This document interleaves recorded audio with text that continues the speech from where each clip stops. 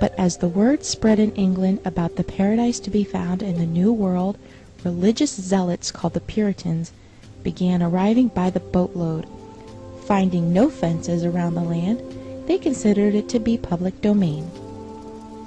Joined by other British settlers, they seized land, capturing strong young natives for slaves and killing the rest.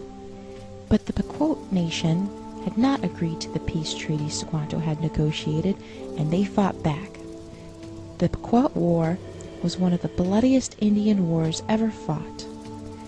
In 1637, near present day, Groton, Connecticut, over 700 men, women, and children of the Pequot tribe had gathered for their annual Green Corn Festival, which is our Thanksgiving celebration.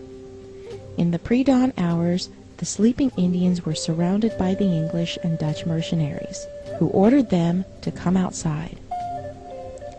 Those who came out were shot or clubbed to death, while terrified women and children who huddled inside the longhouse were burned alive. The next day, the governor of the Massachusetts Bay Colony declared a day of Thanksgiving, because 700 unarmed men, women, and children had been murdered. Cheered by their victory, the brave colonists and their Indian allies attacked village after village. Women and children over 14 were sold into slavery, while the rest were murdered. Boats loaded with as many as 500 slaves regularly left the ports of New England.